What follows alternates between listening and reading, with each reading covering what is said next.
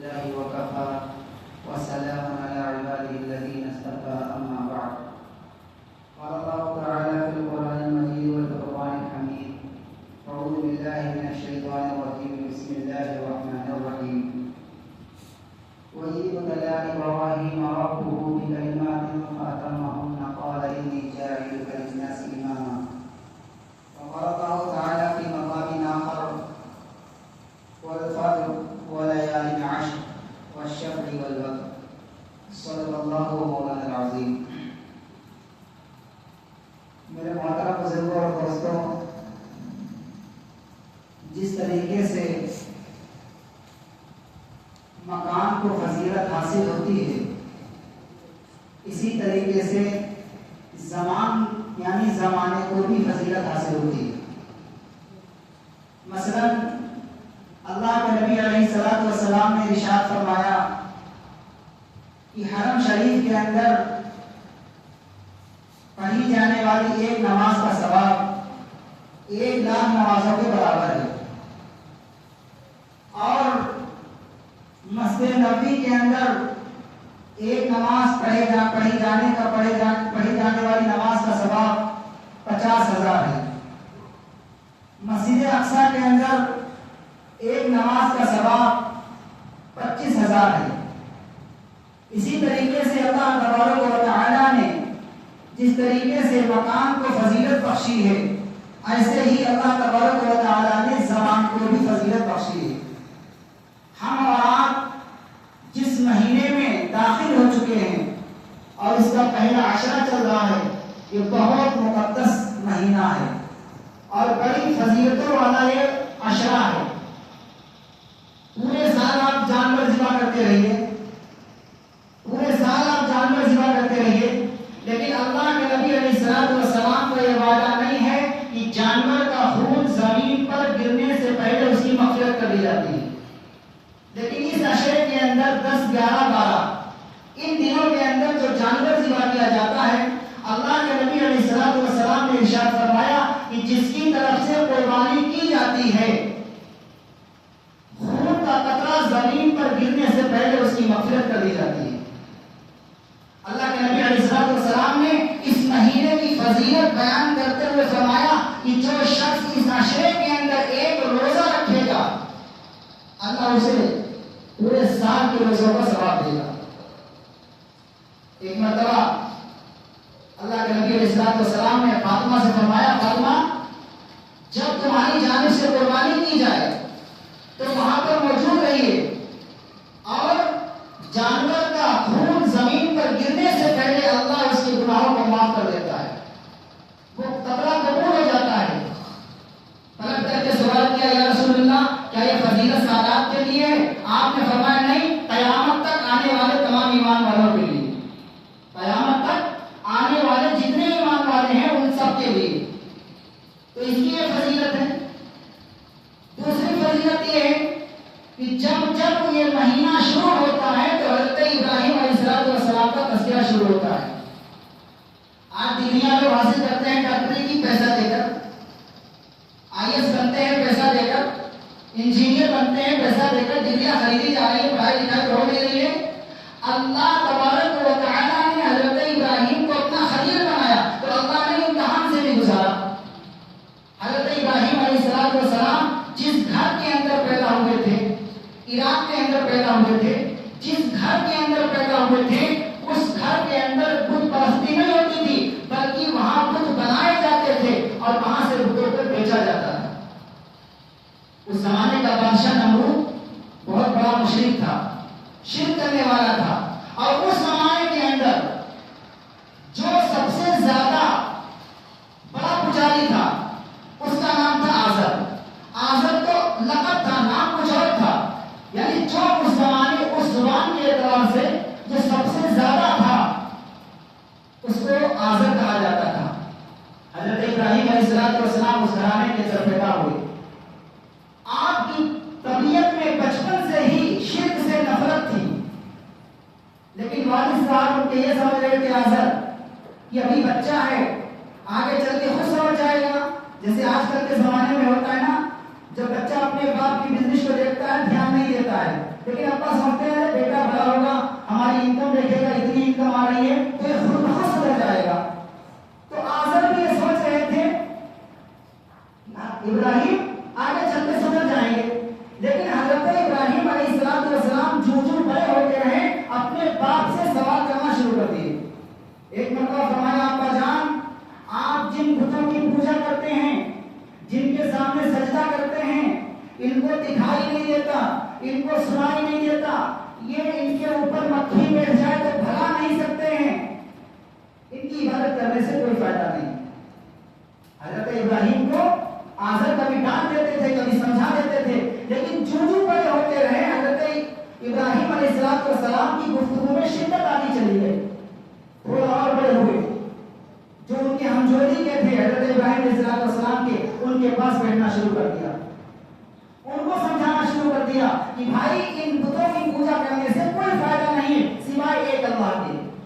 ایک اللہ کے سامنے سر کو جھکاؤ، ایک اللہ کو مانو. لیکن سب کوئی بات نہیں مانتا تھا. لیکن حضرت ابراہیم علیہ السلام جس مشن کو لے کر کے چلے تھے آپ نے وہ مشن نہیں چھوڑا، آپ نے وہ مشن نہیں چھوڑا. اب کیا ہوا، حضرت ابراہیم نے موقع تلاش کر رہے تھے کہ کسی طریقے سے ہم کو موقع ملے ہم بادشاہ کے دربار میں جائیں اور بادشاہ کے دربار میں جا کر یہ باتیں پیش کریں. لیکن وہاں تک جانا بڑا مشکل کا کام تھا. چنانچہ ان کو ایک مرتبہ موقع ملا کہ ان کے یہاں ایک سالانہ تہوار ہوتا تھا کہ پوری بستی والے پورا شہر خالی کر دیتے تھے اور باہر جاتے تھے وہ سب. حضرت ابراہیم علیہ السلام سے بھی ان کی ہمجولیوں نے کہا کہ ارے ابراہیم ابھی آپ نے نئے کپڑے نہیں پہنے، ابھی آپ نے غسل نہیں کیا ہے، میلے میں نہیں چلنا ہے. تو جس طریقے سے اس زمانے میں بتوں کی پوجا کی جاتی تھی اسی طرح ستاروں کی بھی پوجا کی جاتی تھی. تو زمانے جاہلیت کے اندر وہ پہچان جاتے تھے کہ کون، اگر ستارہ یہ ادھر جا رہا ہے تو یہ بیماری آئے گی، ادھر ستارہ جا رہا ہے تو یہ پریشانی آئے گی. تو حضرت ابراہیم علیہ السلام نے اپنی نظر اٹھائی آسمان کی جانب اور کہا کہ ہماری طبیعت خراب ہوئی. اب سوال پیدا ہوتا ہے حضرت ابراہیم کو اس میں مبتلا ہو گئے؟ نہیں. حضرت ابراہیم علیہ السلام کی طبیعت میں بوجھ تھا اس بات کا کہ جب کوئی اللہ والا یا پیغمبر اللہ کا قانون ٹوٹتا ہے اس کے سامنے سے تکلیف ہوتی ہے. تو روحانی اعتبار سے حضرت ابراہیم کو تکلیف تھی، اس لیے کہا کہ میری طبیعت صحیح نہیں تھی. چنانچہ سب لوگ چلے گئے، سب چلے گئے. حضرت ابراہیم کو موقع مل گیا. حضرت ابراہیم جو بت خانہ تھا بہت بڑا اس کے اندر داخل ہوئے اور دیکھا کہ سب بت بنے ہو گئے. حضرت ابراہیم نے دیکھا کہ سب کے سامنے کھانا رکھا ہے، مٹھائی رکھی ہے. آپ نے کہا ارے کھاتے کیوں نہیں ہو بھائی؟ بتوں سے کہا کھاتے کیوں نہیں ہو بھائی؟ مٹھائی رکھی ہے، اس میں مکھیاں بھنبھنا رہی ہیں، چوہا آ رہے ہیں، اس میں سے کھاؤ. نہیں کھایا. تو حضرت ابراہیم نے کیا کیا کہ کلہاڑا لیا اور جتنے چھوٹے بت تھے سب کو کسی کا کام توڑ دیا، کسی کا ہاتھ توڑ دیا، کسی کا پیر توڑ دیا، سب کا کام کر دیا. اور جو سب سے بڑا بت تھا اس کو نہیں چھوا، اس کو نہیں چھوا. اس کے کندھے پر کلاڑی رکھی. جب میلے سے لوگ واپس ہو کر کے آئے تو معمول یہ تھا کہ جب وہ واپس ہو کے کہیں سے آتے تھے تو سب سے پہلے عبادت خانہ اپنے جاتے تھے. تو سب عبادت خانہ کے اندر داخل ہوئے. کہنے لگے ایک بات بتاؤ، یہ ہمارے بتوں کا حال کس نے کیا ہے؟ کس نے کیا ہے؟ بادشاہ نے سوال قائم کیا، درباریوں نے سوال قائم کیا. تو لوگوں نے کیا کہا؟ لوگوں نے کہا قالوا سمعنا فتى يذكرهم يقال له ابراہیم. ایک نوجوان ہے جس کا نام ابراہیم ہے، وہ ہر وقت ہماری بتوں کی برائی کرتا ہے، ہر وقت ایک اللہ کی دعوت دیتا ہے، ہو سکتا ہے اسی نے کیا ہو. تو بادشاہ نے کہا بلا لاؤ. بادشاہ نے کیا کہا؟ بلا لاؤ. وہ بلا آئے حضرت ابراہیم علیہ السلام. تو فرمایا، بادشاہ کہنے لگا ابراہیم کیا یہ حال تم نے ہمارے بتوں کے ساتھ کیا ہے؟ تو حضرت ابراہیم علیہ السلام کہنے لگے کوئی گواہ ہے؟ کوئی گواہ ہے؟ تو مایوس ہو گئے. تو کہا حضرت ابراہیم نے کہ موقع کی نزاکت دیکھیے، کہا اگر میں حملہ کرتا یا کوئی انسان حملہ کرتا تو جو بڑا بت ہے اس کا پیر توڑ سکتے تھے، اس کا ہاتھ توڑ سکتے تھے، اس کی ہاتھ توڑ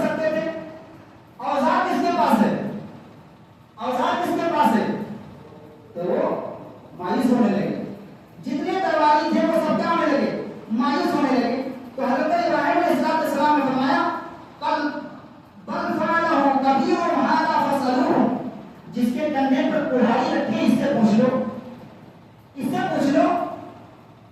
اگر یہ بولتے ہیں تو وہ فرجعوا الی انفسہم، انہوں نے اپنی ذات پر غور کیا، اپنی ذات پر غور کیا کہ واقعی میں ہم غلط ہیں، یہ بول نہیں سکتے ہیں۔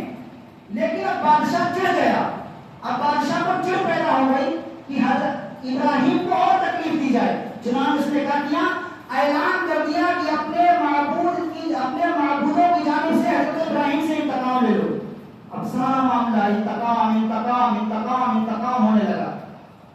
حضرت ابراہیم علیہ السلام کو جواب میں ڈالا گیا ہے، مفسرین نے لکھا ہے کہ 1.5 مہینہ 1000 لوگوں نے لکڑیاں جمع کی، اور اس دور کے اندر جو عورتیں تھیں انہوں نے منتیں مانی تھی کہ اگر ہمارا یہ کام ہو جاتا ہے تو جس میں ابراہیم کو جلایا جائے گا ہم بھی لکڑی لا کر کے اس میں ڈالیں گے۔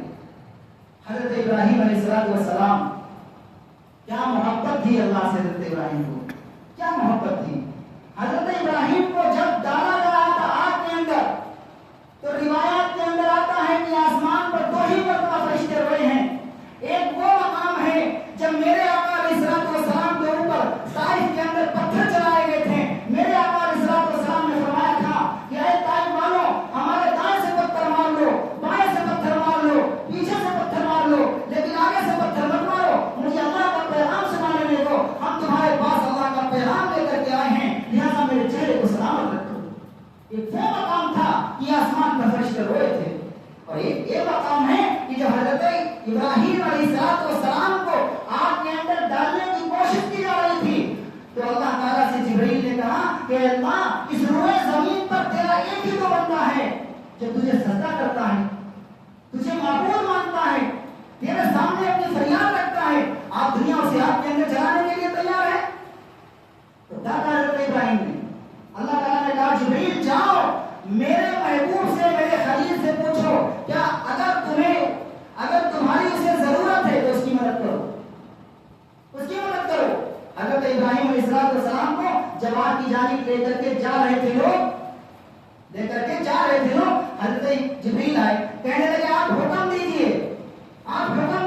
اپنے پروں کے ذریعے سے ہم اس آگ کو بجھا دیں۔ اسرافیل آئے، کہنے لگے آپ حکم دیجئے میں سور کو پھینکوں، آگ کو بجھا دوں۔ بارش کا فرشتہ آیا، کہنے لگا حکم دیجئے میں تیز بارش اللہ سے کروا دوں گا، یہ آگ بجھ جائے گی۔ حضرت ابراہیم نے کیا جواب دیا؟ حضرت ابراہیم نے کہا کیا یہ سارے حالات میرے اللہ کو معلوم ہیں؟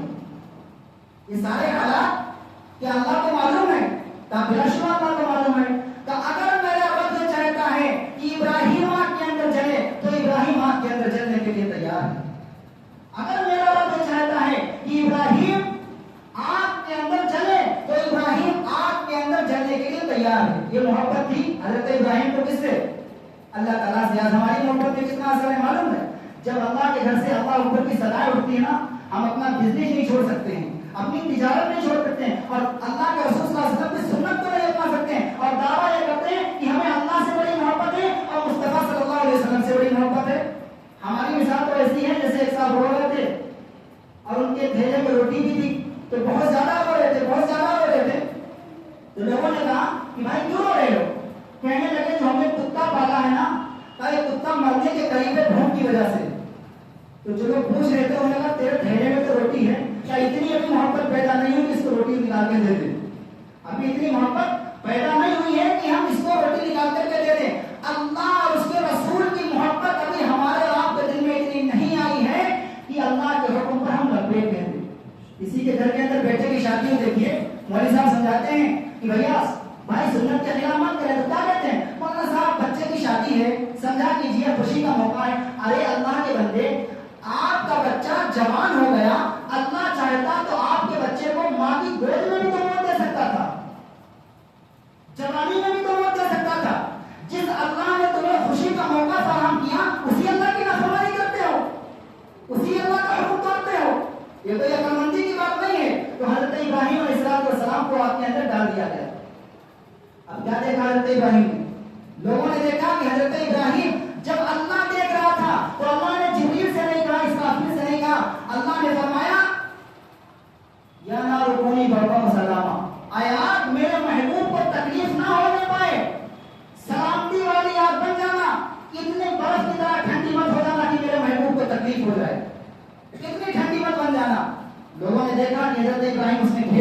کے اندر.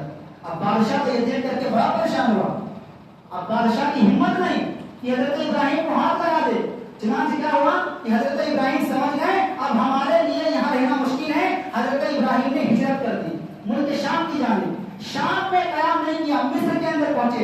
مصر کے اندر جو بادشاہ تھا وہ حضرت ابراہیم کا خاندانی تھا. حضرت ابراہیم یہ سمجھ کر کے گئے تھے کہ ہم وہاں جائیں گے تو ہمارا خاندانی ہے آدمی, ہمیں وہاں سکون مل جائے گا. لیکن اس نے کیا دیکھا کہ حضرت ابراہیم کی جو بیوی تھی حضرت سارہ بڑی خوبصورت تھی. اس نے حضرت سارہ پر نفسانی خواہشات کو پورا کرنا چاہا اور اپنا ہاتھ بڑھایا. اللہ نے اس کے ہاتھ کو شیر کر دیا. وہ ہاتھ سے معذور ہو گیا. اس نے پھر کہا کہ آپ اپنے اللہ سے دعا کیجئے میرا ہاتھ صحیح ہو جائے, ہم آپ کو چھوڑ دیں گے. حضرت سارہ نے دعا کی, ہاتھ صحیح ہو گیا. وہ کہنے لگا ہو سکتا ہے کوئی نفس اب گئی ہو. پھر اپنی حرکت کیا گیا, جیسے ہم لوگوں کے اندر جب کوئی مصیبت آتی ہے نا تو کہتے ہیں اللہ آپ کی ٹھیک کر دو. ایک صاحب ہمارے ملنے والے ہیں, ان کا ایکسیڈنٹ ہوا تو کہنے لگے, رو رہے تھے اسپتال میں میرے سامنے کہ مولانا صاحب میں عہد کرتا ہوں اللہ مجھے ایک مرتبہ ٹھیک کر دے. سر کی چوٹ زیادہ تھی, کہہ رہے تھے مولانا صاحب مجھے اللہ ایک مرتبہ ٹھیک کر دے, میں کبھی نماز نہیں چھوڑوں گا. لیکن آج پھر ان کی میں زندگی کیا دیکھ رہا ہوں کہ دکان پر بیٹھے ہیں, مکان پر بیٹھے ہیں, کاروبار کر رہے ہیں, اللہ کے گھر سے اذان ہو رہی ہے. تو مصیبت میں اللہ یاد آتا ہے, خوشی میں اللہ یاد نہیں آتا ہے. تو اس نے کہا ہو سکتا ہے کوئی نسل کوئی ہو. اس نے اپنا ہاتھ پھر بڑھایا غلط ارادے سے, پھر ہاتھ کا ہاتھ وہی 3 مرتبہ بڑھایا, تینوں مرتبہ اس کا یاد ہوا. وہ سمجھ گیا کہ ان کے ساتھ اللہ کی مدد ہے, ان کو چھیڑنا نہیں چاہیے. جو اللہ والے ہوتے ہیں ان کا کوئی بال بیکا نہیں کر سکتا ہے. اگر آج دنیا میں مسلمان جو پریشان ہے نا, اسی لیے پریشان ہے کہ نبی کا دامن چھوڑ چکے ہیں. جس دن نبی کے دامن ہم تھام لیں گے مضبوطی سے, انشاءاللہ سارے حالات سدھر جائیں گے. تو اس نے کہا دیکھا, اس نے سوچا کہ اب اس راز کو تو چھپانا ہے. تو اس نے حضرت ابراہیم کو بلایا اور بلا کر کے کہا کہ دیکھو ہمارے پاس ہماری بیٹی ہے صاحبزادی, اس کا نکاح ہم آپ کے ساتھ کرنا چاہتے ہیں. چنانچہ نکاح کر دیا گیا. اس کے بعد میں اللہ نے ایک اور امتحان لیا. کیا؟ حضرت ابراہیم علیہ السلام کی سارہ سے کوئی اولاد نہیں تھی, حاجرہ سے اولاد ہوئی, حضرت اسماعیل علیہ السلام. اور حضرت ابراہیم نے اتنی محنت کی تھی, 3 لوگ صرف ہدایت لائے تھے. حضرت سارہ, حضرت ابراہیم کے حضرت لوط 3 لوگ لائے تھے ایمان. 3 لوگوں کے اندر شہادت آیا تھا, اتنی محنت کی تھی. حاجرہ سے بیٹا ہوا حضرت اسماعیل علیہ السلام. آپ نے دعا کی ربی حبلی من الصالحین, اللہ مجھے نیک صالح لڑکا عطا فرمائیے. 90 سال کی عمر میں جا کر کے ایک لڑکا اللہ نے عطا فرمایا. آپ بتائیے اگر کسی کا ایک بیٹا ہو اور پھر وہ انتقال کر جائے, اس کے ماں باپ کے اوپر کیا بیتتی. بچے کی چپل دیکھتے تو بچہ یاد آتا ہے, بچے کی ٹوپی دیکھتے تو بچہ یاد آتا ہے. ایک بیٹا تھا, اللہ نے کیا کہا, خواب میں کیا کہا, خواب دکھایا کہ میں اپنے بیٹے کی گردن پر چھری چلا رہا ہوں. اللہ جبریل کو بھی بھیج سکتا تھا نا کہ جاؤ میرا خلیل سے کہہ دو کہ اسماعیل کی گردن پر چھری چلا دے. خواب میں کیوں بتایا؟ خواب میں اس نے بتایا دیکھیں میرا خلیل ٹال مٹول تو نہیں کرتا ہے. اگر ہمارے اور آپ کے خواب میں آتے نا تو مطلب رپورٹ غلط آئی ہے مولانا صاحب, رپورٹ غلط آئی ہے.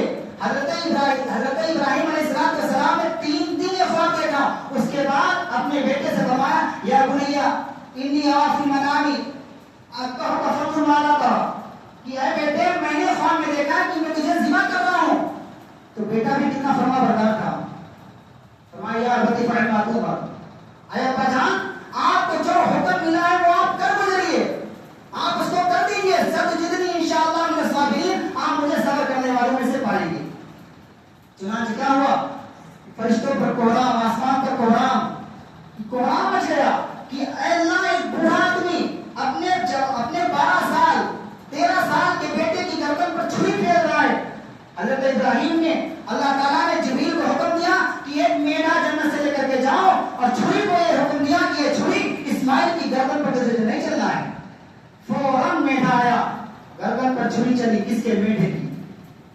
تو حج اس مہینے کے اندر, اس عشرے کے اندر اللہ نے 2 بڑی چیزیں رکھی ہیں, ایک حج اور ایک قربانی. لیکن حج اور قربانی کا مقصد کیا ہے؟ اللہ کہتا ہے لن ینال اللہ لحومها ولا دماؤها ولکن ینالہ التقوی. اللہ اس کے ذریعے سے تمہارے اندر تقوی پیدا کرنا چاہتا ہے. لیکن آج جو پڑھا لکھا طبقہ ہے وہ وہ عقل لگاتا ہے. ایک صاحب ہم سے کہنے لگے مولانا صاحب امت مسلمہ کا اچھا خاصا پیسہ کروڑوں روپیہ 3 دن میں برباد ہو جاتا ہے. نہ کیوں یہ برباد ہو جاتا ہے؟ کہنے لگے خالی جانور کو ذبح کر دیا جاتا ہے. اس سے اچھا تو ہے کسی کا مکان بنا دیا جائے, کسی کی مدد کر دی جائے, کسی کی بیٹی کی شادی کرا دی جائے. تو بس اللہ کا شکر صاحب استطاعت تھی, آئی فون کے اندر تھا. ہم نے کہا بات بتاؤ آپ اگر نوکیا موبائل رکھیں تو کام چلے گا؟ کہنے لگے ہاں. تو ہم نے کہا آئی فون کیوں رکھتے ہیں, اس کو ہٹائیے, نوکیا رکھیے اور اس کی جو رقم ہے اس کے لیے لوگوں کی مدد کیجیے. تو وہ ہنسنے لگے. کہنے لگے مولانا صاحب تو ضرور ہماری شوقینی ہے, ضرورت ہے. واہ, شریعت کا جو قانون ہے وہی قانون چلے گا. شریعت نے جو چیز جہاں بتائی ہے وہی چلے گا, وہی چلے گی. آپ بتائیے درود شریف پڑھنا کتنی فضیلت کی بات ہے. اللہ کے نبی علیہ السلام نے ارشاد فرمایا کہ جو درود شریف کی کثرت کرے گا کل قیامت کے دن وہ ہمارے قریب ہوگا. لیکن علماء کرام سے پوچھیے, وضو سے پہلے بسم اللہ ثابت ہے, بسم اللہ الرحمن الرحیم پڑھ کر کے وضو کیا جائے. لیکن اگر آپ سوچیے کہ درود شریف پڑھنا ثواب ہے اور ثواب سمجھ کر کے وضو شروع کرنے سے پہلے آپ درود شریف پڑھ لیجیے, آپ بدعت کر رہے ہیں, ثابت نہیں ہے وہاں پر. یہ تو بڑی دور کی مثال ہے, یہ تو بڑی دور کی بات ہے. میں آپ کو دنیا کی مثال سمجھاؤں. روڈ ویز بھی سرکاری اور ٹرین بھی سرکاری, دونوں چیزیں سرکاری ہیں.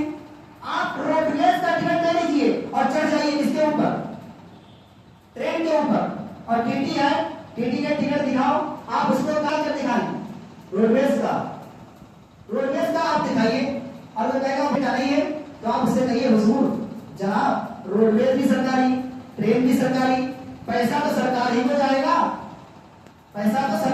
گا, تو بتاؤ ٹی ٹی آپ کے پیٹھ پر ہاتھ پھیرے گا یا نیچے اتار دے گا؟ کہے گا نیچے اترو, آپ کے پاس روڈ ویز کا ٹکٹ ہے, ٹرین کا نہیں ہے. جب ٹرین پر روڈ ویز کا اور روڈ ویز پر ٹرین کا سے نہیں چلتا ہے ٹکٹ, تو شریعت کے اندر اللہ تبارک و تعالیٰ نے جو فرمایا کہ ان 3 دنوں کے اندر 10, 11, 12 دنوں کے اندر اللہ کو سب سے زیادہ جو محبوب عمل ہے وہ قربانی کرنا ہے. آپ چاہے لاکھوں روپیہ کسی چیز پر خرچ کر دیجیے, اللہ کے نزدیک اتنا محبوب نہیں ہے جتنا محبوب قربانی کرنا ہے, جتنا محبوب قربانی کرنا ہے. شریعت میں عقل نہیں ہے, شریعت میں نقل ہے. شریعت میں عقل ہے, نقل ہے, عقل نہیں ہے.